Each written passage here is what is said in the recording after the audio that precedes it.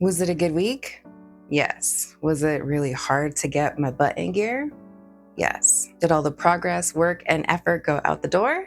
No. I actually was able to maintain all the things I'd been working on the last few weeks, but I had to drag myself out of vacation mode and put one foot in front of the other because it was my birthday and there was so much stress-free relaxing and it was Victoria Day long weekend. But this is exactly why it's so important to start small and real. Although it was hard to keep up with all the things I had to do to keep my progress on this restart journey, it all got done. I was consistent with my business, I was consistent in my spiritual walk, and I was mindful of the schedule I'm trying to work towards. Small, consistent steps for the win. Hey, I'm Bev, and this is the Restart Life Mama. This space is for moms rebuilding their lives after survival mode. Maybe motherhood consumed you, maybe divorce cracked your world open, maybe life, trauma, burnout, or heartbreak left you looking around wondering how you even got here. And now you're trying to figure out how to rebuild everything: your health, confidence, finances, routines, identity, womanhood, life. That's what we do here. I share the real messy process of rebuilding, from healing your mindset and nervous system to learning how to adult, create routines, take care of yourself again, and build a life that actually feels good to live. I'm not coming to you from a perfect place. I'm on this journey too. After 5 years of rebuilding my own life after it crumbled, I've learned that healing isn't about becoming perfect. It's about learning how to keep showing up for yourself with grace,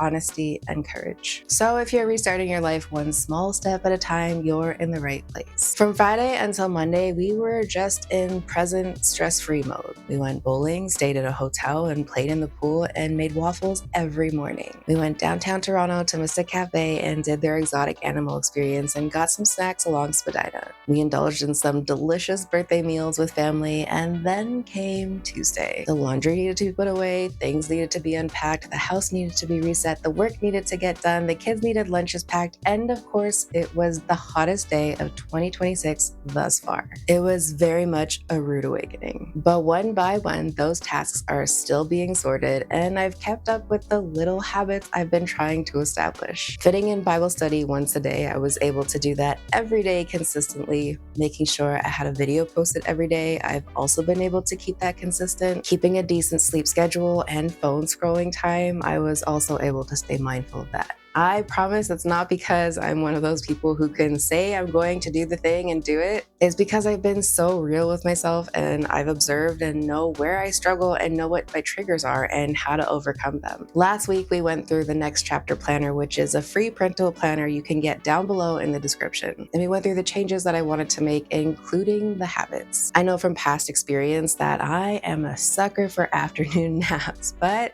they don't love me back. So one thing I knew I could not do is take the nap. No matter how tired I am, or if I tell myself it's just a 15-minute power nap, it's a lie, and I will nap for as long as I possibly can and then not be able to go to sleep that night. The second thing I know is that if I miss a day, I will not want to continue. For my Bible study, I'm doing The Awe of God by John Bevere. It's a great book, and I love him. It's spread out with daily chapters and reflections, so it was really easy to make it a habit. But I know if I miss a day, I won't want to do the next day, and it won't feel like a commitment anymore, and I will fall off the habit simply because it is such a small task. So even if I didn't do it first thing in the morning, I knew I had to do it before I went to bed. Getting it done imperfectly was more important than getting it done perfectly. I think keeping a decent sleep schedule is especially hard when the kids are off school and everyone is just having a great time. But because we have been so consistent with our bedtimes lately, like even on weekends, we were quite tired when bedtime came. And of course it wasn't perfect, but it was in the ballpark. Plus, if we didn't get up in time for the hotel breakfast, we would miss the waffles, which was our favorite part. So yeah, knowing where your starting place is, giving yourself that grace period of observation and figuring out what your triggers are is so important. It'll help you establish the baseline foundation things for your growth. Then you can add on realistic steps so you can actually maintain them when life happens. If I had gone from 0 to 100 and just flipped my life to future me, I would not have been able to keep up.